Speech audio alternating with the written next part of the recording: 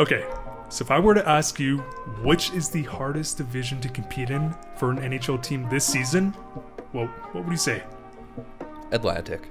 Yeah, probably Atlantic, because I keep seeing on Twitter, I know this is Twitter discourse, that's where you get brain rot, but I mean, I do YouTube for a living, you know, you gotta use Twitter for news. But with McDavid hitting 140 points, I keep seeing the sentiment. McDavid would not be scoring as many goals if he played in a different division other than the Pacific. Connor McDavid again with brilliance. Hat trick. Captain Connor McDavid. And so if I were to ask you if McDavid scores more against the Pacific or Atlantic, Central, Metro, what do you think about that? I would probably think he'd score more against the Pacific just because he plays against them more. Weaker teams, Vancouver, yeah, Anaheim, makes sense. San Jose. It makes sense. I mean, the theory is there.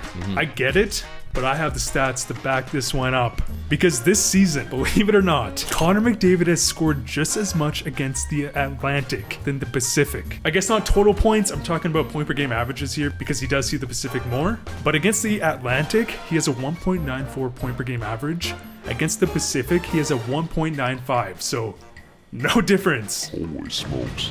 And both Central and Metro, he has a 1.87. And so I keep seeing that dumb comment, but obviously has no validity.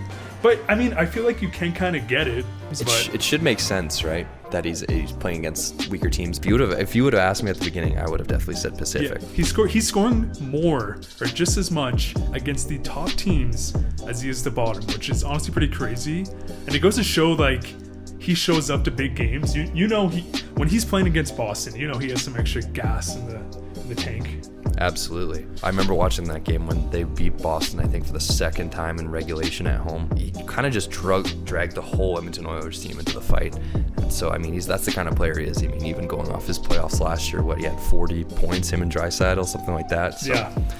He's definitely a gamer in big-time games. And so, funny enough, I also went through his point per game averages against each division throughout his entire career, and he's basically at 1.48 for the Central, Pacific, and Atlantic, but he's at a 1.62 career average against the Metro.